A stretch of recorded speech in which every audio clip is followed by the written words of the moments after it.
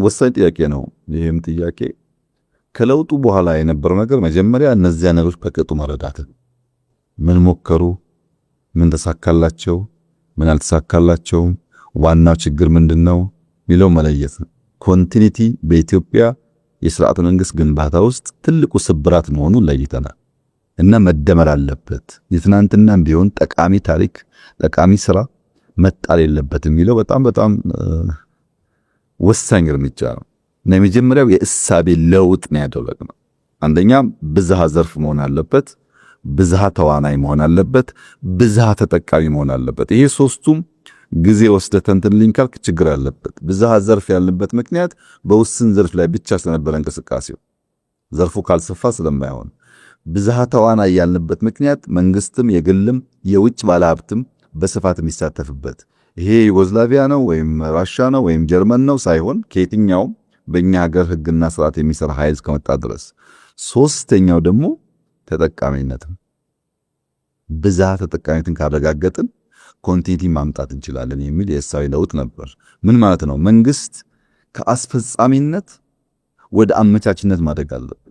ጉዳዩን የሚያስፈጽም ብቻ ሳይሆን ጉዳዩን የሚያመቻች፣ ቤዚክ ፍላጎቶችን የሚያሟላ፣ ለዛ አስቻይ ነገር በመፍጠር አትራክት የሚያደርግና የሚያሰፋ መሆን አለበት የሚል እሳቤን የያዝ ነው። ለዚህ ብለን አገር በቀል የኢኮኖሚክ ሪፎርም አጀንዳ ቀረጽን ማለት ነው።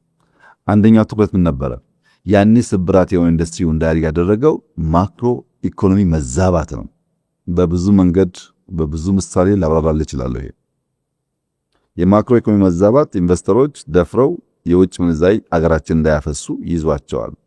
ሁለተኛው ምርታማነትና በዓለም አቀፍ ደረጃ ሊወዳደር የሚያስችል ኳሊቲ ማጣት ነው። ሶስተኛው ከሀገራዊ ኢንዱስትሪዎች ጋር ትስስር በማጣት የሚመጣው ኢንዱስትሪ ግብአቱም የሚሸጠውም ሌላ ቦታ ስለሆነ ለሎካል ኢንዱስትሪ ያለው የማስተማርም የእውቀት ሽግግር የማረጋገጥ ሁኔታም በጣም ውስን በመሆኑ ነው። እነዚህን ጉዳዮች ደምረን አራተኛው ኮንቲኒቲ ነው። ኢህአዴግም ይስራው፣ ደርግም ይስራው፣ ኃይለ ሥላሴም ይስሩት፣ ሌላም ይስራው ለሀገር ጠቃሚ ከሆነ መቀጠል አለበት። ከሰራው ሰውዬ እሳቤና ግለሰብ ጋር ባለ ምልከታ ሀገርን የሚጎዳ ጉዳይ መፈጸም የለበትም በሚል ነው። በዚህ ብዙ ነገር ምሳሌ ማንሳት ይቻላል። ለምሳሌ ባለፈው 15 20 30 ዓመት የነበረውን ብቻ ብናነሳ ጥቂት ምሳሌ አንስተን ነገሩን ብንገነዘብ ከዚህ ከአዋሽ ወደ መቀሌ የሚሄደው ባቡር $2.6 ቢሊዮን ብድር ተወስዶ ነው የሚሰራው። $2.6 ቢሊዮን ብድሩ ደግሞ ጤነኛ የሚባል ብድር አይደለም፣ ኮመርሻል ሎን ነው። ከዚህ መቀሌ፣ ከዚህ አስመራም፣ ከዚህ ሞያሌም ባቡር ያስፈልጋል። ለኢትዮጵያ በጣም መሰረታዊ ነገር ነው። መቼ እና እንዴት የሚለው ግን በጣም ከባድ ጥያቄ ነው። አሁን $2.6 ቢሊዮን ከዚህ መቀሌ ባቡር ላይ በኮመርሻል ሎን ኢንቨስት አድርገህ የምታመላልስበት ምርት ስለሌለ ካለምን ጥርጥር 40-50 ዓመት ኢንቨስትመንቱን አይመልስም። ዕዳ አይከፍልም፣ ኢንቨስትመንት አይመልስም። ቢኮዝ ከሰራው በኋላ የምታንቀሳቀስበት ብዙም ምርት ስለሌለ ማለት ነው። በሌላ መንገድ አሁን እኛ ከዳንጎቴ ጋራ የማዳበሪያ ፋብሪካ ይሰራን በ40 ወራት እናደርሳለን ብለን ይሄን ቃላችንን ሲደርስ የምናየው ጉዳይ ሆኖ ማለት ነው። ምን እያደረግን እንዳለን ስለምናውቅ ይሄ ማዳበሪያ ፋብሪካ አጠቃላይ ወጪው $2.5 ቢሊዮን፣ ያኛው 2.6 ነው፣ ይሄ 2.5 ነው። 2.5 መሆኑ ብቻ ሳይሆን አሁን ኢትዮጵያ የምትጠቀምበትን የማዳበሪያ ፍጆታ ከእጥፍ በላይ ያመርታል። አሁን ዛሬ የምንጠቀምበትን ከእጥፍ በላይ ያመርታል። የዛሬ 2 ዓመት ተኩል ቢበዛ 3 ዓመት ፋብሪካው ሰርቪስ ይሰጣል። ከዛ በኋላ በ4 5 6 7 ዓመታት ካለምንም ጥርጥር ኢንቨስትመንቱን ይመልሳል። ካለምንም ጥርጥር ያን $2.6 ቢሊዮን ማዳበሪያ ላይ አውለን ቢሆን ኖሮ በ4 5 ዓመታት ገንዘቡን ሲመልስ በዚያ ገንዘብ ባቡሩን ልንሰራው እንችል ነበር። ይሄኛው ግን አፍሰን ብሩን 40 50 ዓመት ስለማይመልስ ኢንፍራስትራክቸሩ ቢኖርም ምንጭንበት እናጓጉዝበት ነገር ምርቱ ስለሌለ እንደ ሀገር ስትወስደው አክሳሪ ኢንቨስትመንት። ሁለተኛ የተጀመሩ ኢንዱስትሪያል ፓርኮችን ውሰድ። የኢንዱስትሪያል ፓርኮች በብድር $1.6 ቢሊዮን ነው የተወሰደባቸው። $1.6 ቢሊዮን ምን ለማድረግ? ሪል ስቴት ለመስራት፣ ሼድ ለመስራት፣ ቤት ለመስራት። ኢንዱስትሪያል ፓርክ አንድ ሰርተህ በደም ውጤታማ ሲሆን 2 3 ማለት ትችላለህ። አት ታይም 10 ሰራለሁ ብለህ 1.6 ቢሊዮን ተበድረህ 10 ቦታ በትነህ ቆርቆሮ ብትጠፈጥፍ ዋጋ የለውም። የኢንዱስትሪ ጽንሰ ሐሳብ አያሟላለህ። ቅድም ምን ብያለሁ? ባይስላሴ ጊዜ የባቡር ሐዲድ ተከትሎ ብያለሁ። የኛው ግን እንደዛ አይደለም ባህሪው። አንዱ ሐዋሳ፣ አንዱ መቀሌ፣ አንዱ ባህር ዳር፣ አንዱ ጅማ ምናምን ማዳረስ ነው የነበረው። ምን ተሰራ? ሼድ። በምን? በብድር። ምን ያክል ገንዘብ? $1.6 ቢሊዮን። የኢትዮጵያ ጋዝ አሁን የምትሰራው ፌዝ 1 እና ፌዝ 2 ጋዝ በዚህ በሚያክል ገንዘብ ሊወጣ ይችላል። ፌዝ 1 ፌዝ 2 ኢትዮጵያ በዛ ጊዜ ጋዝ አውጥታ ቢሆን ኖሮ፣ ኢትዮጵያ በዛ ጊዜ ማዳበሪያውን ሰርታ ቢሆን ኖሮ ዛሬ ምን ትሆን ነበር የሚለውን ለአንተ ግምት ተው። ፕሮፐር ኢንቨስትመንት ፕሮፐር ታይም ላይ አድርገን ቢሆን ኖሮ እዳም ቢሆን በብድርም ቢሆን ማለት ዛሬ ጥቅም ነበረው። ስኳር ላንሳለ። ስኳር ለኢትዮጵያ አስፈላጊ ነገር። ኢትዮጵያ ለረጅም ዓመታት ከንጉሱ ጊዜ ጀምራ ከሆላንዶች ጋር የሰራችበት ልምድ ያላት ኤሪያ ነው። ስኳር መስፋት አለበት፣ ምን ጥያቄ የለውም።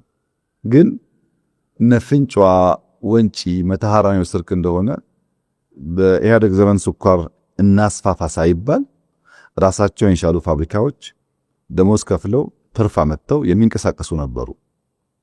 በኋላ ልክ እንደ ኢንዱስትሪያል ፓርኩ እዛም ስኳር ፋብሪካ በየክልሉ እናቋቁም ሲባል አንዳንዶች ፋብሪካዎች ራሳቸውን ችሎ መቆም ስለማይችሉ የፋብሪካ ቁመናቸውን አጡና እንደ አንድ ኩባንያ ኮርፖሬሽን ሆኑ። ፍንጫዋ ከሚያገኘው ትርፍ፣ ወንጂ ከሚያገኘው ትርፍ ወደ ሌሎች ፋብሪካዎች እንዲሄድ ተደርጎ ማለት ነው። እኛ ስንመጣ ሁሉም ፋብሪካዎች ሞተዋል። ለምሳሌ ወንጂ ሰራተኛ በጣም ቀንሶ፣ ማረስ አቁሞ፣ ምርት ቀንሶ የራሱን ደሞዝ እየከፈለ መቀጠል አልቻለም። ለምንድነው? ድሮ ይችል ነበር፣ ውጤታማ ካውንት ጋር መርጅ ስለተደረገ ማለት ነው። ከመጣን በኋላ ግን ቅድም ካባልኩ ኮንቲኒቲ ለምሳሌ ኦሞ 2 እና 3 ኩራስ ጨርሰናል፣ በለስ ጨርሰናል። ፍንጫዋን መልሰን በሪፎርም ራሱ እንዲችል መተሃራን ወንጂን አድርገናል። አሁን ትርፋማ ሆነው ማምረት ማረስ ጀምረዋል። ያልደረስንባቸው አሉ። ለምን? በጣም ሰፊ ስለሆነ በመቶ ሺዎች የሚቆጠር ሄክታር መሬት ላይ የሚታረስ ነገር ነው። ቀላል ነገር አይደለም። ኢሪጌሽኑ አለ፣ ግድቡ አለ፣ ፋብሪካው አለ፣ ልምዱ አለ፣ ሰው ኃይሉ አለ፣ ዩኔሚት። በዚህ ምክንያት ሁሉንም ነገር ማዳረስ አይቻልም። ግን 5ቱን ሰርተን ውጤታማ ስንሆን ሌላ 5 ጨመረን ቢሆንስ ብላ ያሰብክ እንደሆነ ምን ያክል ትርፋማ እንደሚያደርገን እንደ ሀገር መገንዘብ አያስቸግርም። ለምሳሌ የሐዋሳ ኢንዱስትሪያል ፓርክ ከተሰራ በኋላ ከሞጆ ሐዋሳ ቶር ሮድ ተሰርቷል። ሃይዌይ የተሰራ ነው፣ አላለቀም። በብድር ነው። $700+ ሚሊዮን የፈጀ ሀብት ነው። ከሞጆ ሐዋሳ 200+ የሚሆን ኪሎ ሜትር። አሁን ዝም ብለህ በሌማን እንደ መንግስት እንደ ግለሰብ ነው ማወራ። ከሞጆ ሐዋሳም ከሐዋሳ ሞያሌም ከሐዋሳ ሶዶም ከሐዋሳ አርባ ምንጭም ያስፈልጋል መንገድ፣ ጥያቄ የለውም። በቂ መንገድ የለንም።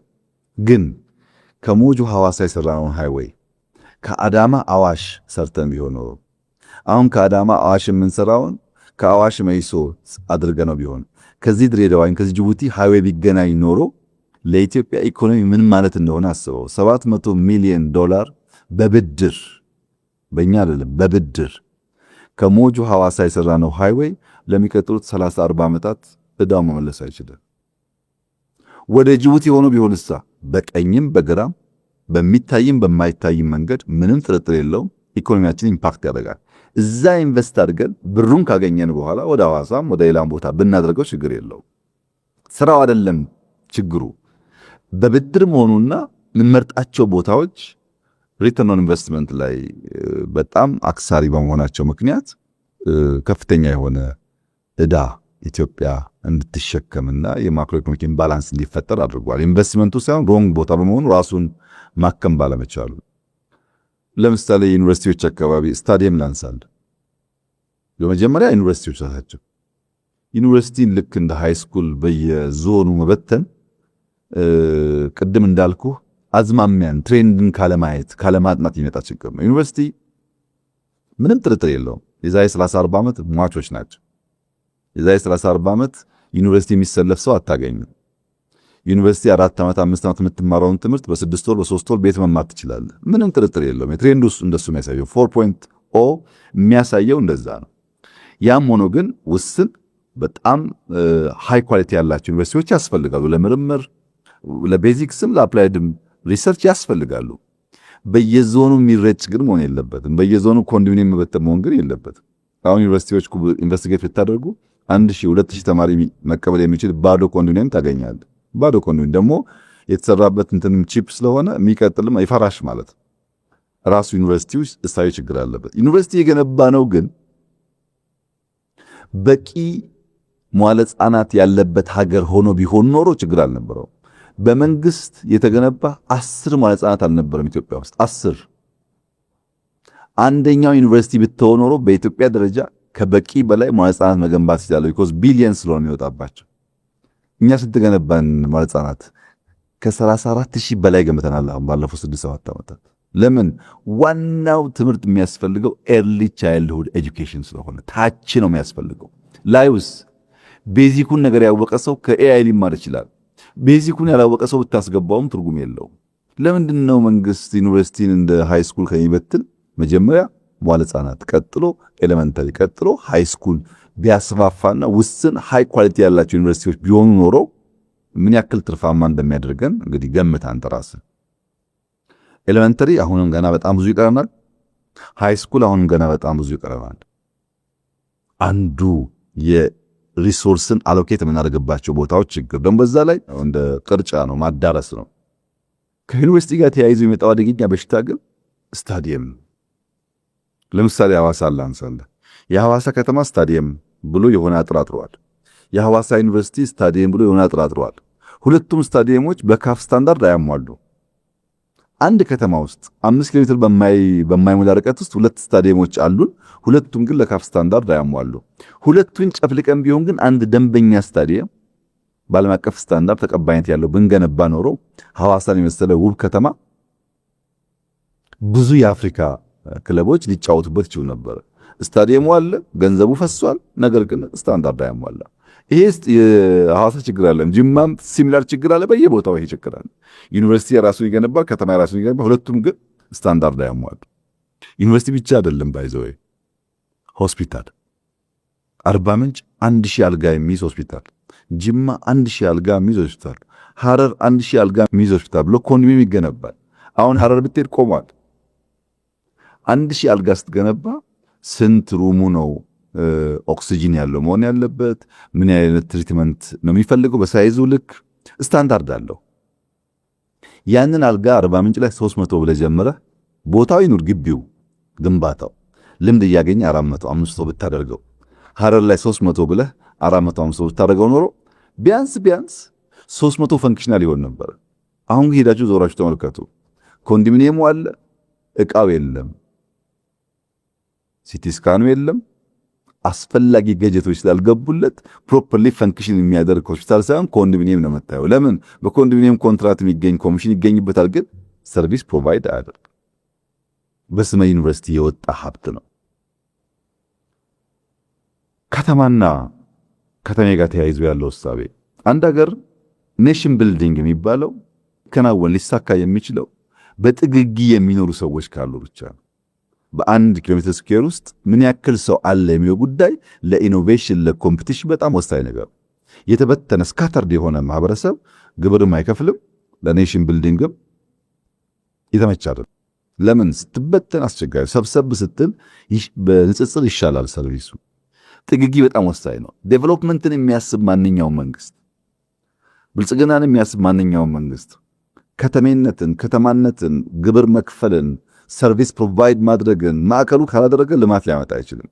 ከተማ አያስፈልገኝም ወላዋይ ነው የኔ ኮንስቲትዩዌንሲ አርሶ አደር ነው ካልክ ልማት አታስብም ማለት ቢኮዝ የተጠጋጋው ማህበረሰብ ይፈጥራል፣ የነቃ ነው፣ ግብር ይከፍላል፣ የምትነግረውንም በቅርበት ይሰማል፣ ቅርብ ስለሆነ ኢንፍራስትራክቸሩ። እንደዛ ላይ እኮ እንደኛ ዘመን ሶሻል ሚዲያ እኮ የተስፋፋበት አልነበረም እና እንደነዚህ አይነት የእሳቤ ስብራቶች ነበሩ። እነዛን ማረቅ ላይ ይሰራው። ለምሳሌ በደርግ ሆመቾ እና ቢሾፍቱ የነበሩትን የሚሊተሪ ኢንዱስትሪዎች የደርግ ናቸው አያስፈልጉም አላለም።